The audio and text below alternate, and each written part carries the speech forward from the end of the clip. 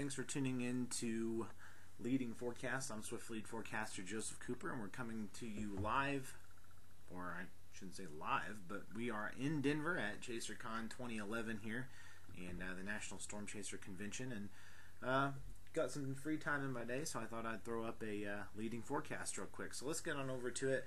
Here we go, radar next system coming on board into California here. Some showers and thunderstorms expected today out across California. In fact, you can see as we get into the next slide here, the current watches warnings, we do have some winter storm warnings up across South Dakota into Minnesota, and then out across Nevada we have some winter storm watches as well as some warnings out across that area. Other than that, we just have some flood warnings across the Midwest, Illinois, Indiana, Iowa, Missouri, along the rivers for the snow melt and the rain and stuff. So nothing too major today. C-text is up across the southern portions of California for that low moving on.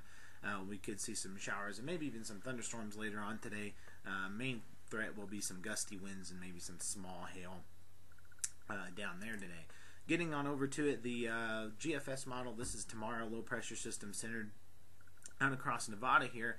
You can see some of down south here, we're starting to see some of the showers, maybe even some thunderstorms break out, and then maybe some snow in the higher elevations out across California.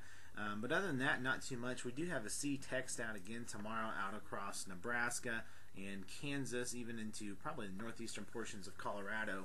The SPC is saying there could be a few supercell storms that pop up with the potential, with the warm front being there and the low and all that good stuff's going to come together. We'll have to wait and see. I'm kind of doubting it at this point. I'm not real confident severe weather is going to happen, anytime within the next week or so. Getting on over to it, this is by the time we get into Sunday, low pressure system centered out across eastern Nebraska, snow starting to break out across northern Nebraska, up into the Dakotas, out across Minnesota, might see a little bit of ice across central Michigan, and even down into southern Minnesota.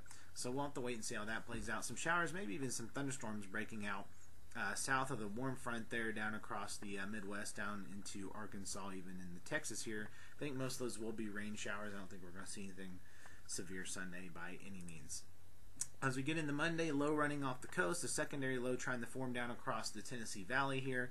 Showers breaking out down across the Tennessee Valley. We've seen snow track through the northern portions all the way from the Dakotas all the way into the New York states in the Northeast, and so that's going to give them some more snow cover here. And then as we get into Wednesday, things quiet down towards midweek. We have a big high that builds off into the eastern portions of the United States, and we stay pretty normal. We don't see, last week we saw the big warm up, and now we're seeing the temperatures kind of go back towards normal here across most of the United States. So we're going to get cooler than we were last week, unfortunately. I know everybody's like, oh, spring is here, but the good news is I think for the most part, winter's over with. We're getting done, so we don't have to worry about negative 20 degrees anymore. So anyways, more storms behind all this. We'll talk about that later when we have more time. So anyways, till next time, Swift Lead Forecaster Joseph Cooper. Have a great weekend.